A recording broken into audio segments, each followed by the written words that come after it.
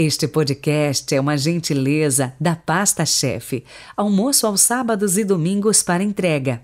43 99172 8933, Londrina, Paraná.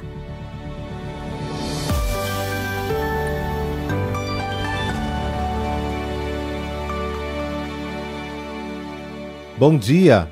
Hoje a igreja celebra dois grandes bispos, São Timóteo e São Tito. Por isso ela está vestida de branco. Quarta-feira, 26 de janeiro de 2022. E olha, não deixe de visitar o nosso canal do YouTube. O link está aí, de mão beijada, para você na descrição. E não custa nada se inscrever, dar o seu joinha. E se vir um comentário, aí sim é a cereja do bolo. Prestigie o nosso trabalho Peregrinos do Rocio. É bem fácil de nos acompanhar.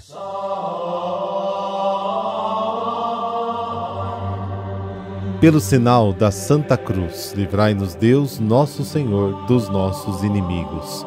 Ó Deus, que ornaste São Timóteo e São Tito com as virtudes dos apóstolos, concedei-nos pela intercessão de ambos, viver neste mundo com piedade e justiça, para chegar ao céu, nossa pátria. Amém.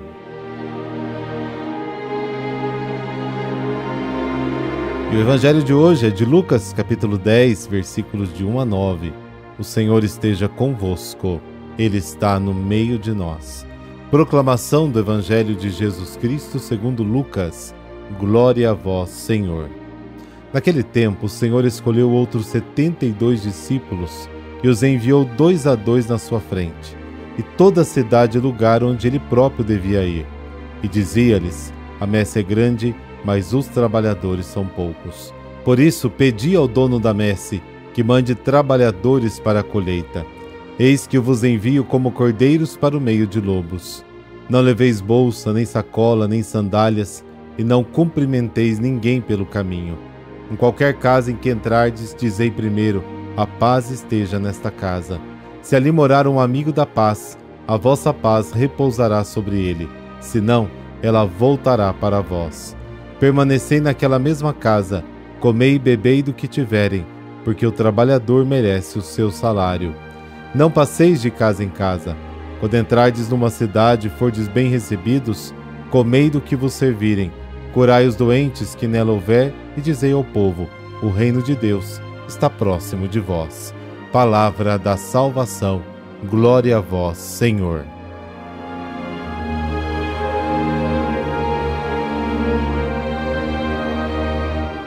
No tempo de Jesus, houve vários movimentos que, como Jesus, buscavam uma nova forma de viver. Por exemplo, João Batista, os fariseus e muitos outros. Eles formaram comunidades de discípulos e tinham seus próprios missionários. Mas houve uma grande diferença. Os fariseus, por exemplo, quando iam em missão, já tinham que ser preconceituosos. Eles pensavam que não podiam comer o que as pessoas lhe ofereciam, porque a comida nem sempre era ritualmente pura. Para isso, carregavam bolsa e dinheiro para poderem cuidar da própria alimentação. Portanto, em vez de ajudar a superar as divisões, essas observâncias da lei da pureza enfraqueceram ainda mais a experiência dos valores comunitários. Mas a proposta de Jesus é diferente. Ele tenta resgatar os valores comunitários que foram sufocados, e tenta renovar e reorganizar as comunidades para que sejam novamente uma expressão da aliança, um sinal do reino de Deus. É o que nos diz o Evangelho de hoje, descrevendo o envio dos 72 discípulos. Primeiro, a missão. Jesus envia os discípulos aos lugares onde ele também deve ir. O discípulo é porta-voz de Jesus. Ele não é o mestre das boas novas. Jesus envia os discípulos 2 a 2. Isso favorece a ajuda mútua. A missão não é individual, mas comunitária. 2 pessoas representam e muito bem uma comunidade. 2. Corresponsabilidade. A primeira tarefa é orar para que Deus envie trabalhadores. Qualquer discípulo deve se sentir responsável pela missão. Para isso, deve pedir ao Pai que envie trabalhadores para continuar a missão. Jesus envia também os seus discípulos como cordeiros no meio de lobos. A missão é uma tarefa difícil e perigosa. porque o sistema em que viveram e vivem foi e continua a ser contrário ao Evangelho. A missão para a qual Jesus envia os 72 discípulos busca resgatar 4 valores comunitários. Primeiro valor, a hospitalidade. Ao contrário dos outros missionários, os discípulos de Jesus não podem levar nada, nem bolsa, nem sandálias. Isso significa que eles devem acreditar na hospitalidade do povo, porque o discípulo que leva só a paz mostra que acredita no povo. Ele é recebido e as pessoas se sentirão respeitadas e confirmadas. Por meio desta prática, o discípulo critica as leis de expulsão e resgata o antigo valor da hospitalidade. Não cumprimentar ninguém ao longo do caminho, como diz o Evangelho, provavelmente significa que não se deve perder tempo com coisas que não pertencem à missão. Segundo, compartilhamento.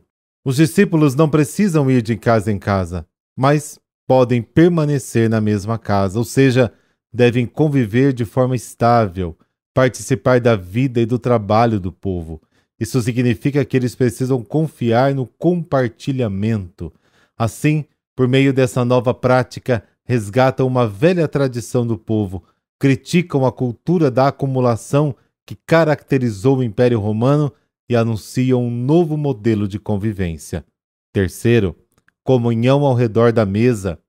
Os discípulos devem comer o que as pessoas oferecem. Eles não podem viver separados, comendo sua própria comida. Isso significa que eles devem aceitar a comunhão e não podem viver separados. Eles devem concordar em sentar-se à mesa com outras pessoas. Neste contato com os outros, não podem ter medo de perder a pureza jurídica. Agindo dessa forma, eles criticam as leis da pureza existentes e anunciam um novo acesso à pureza, que é a intimidade com Deus. Em quarto, acolhendo. Os discípulos devem cuidar dos enfermos, curar os leprosos e expulsar os demônios.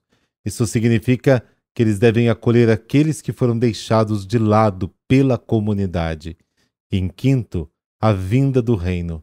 Se todos esses requisitos forem atendidos, os discípulos podem e devem aclamar aos 4 ventos: o reino chegou. Porque o reino é uma nova forma de viver e conviver a partir da boa nova que Jesus veio nos revelar.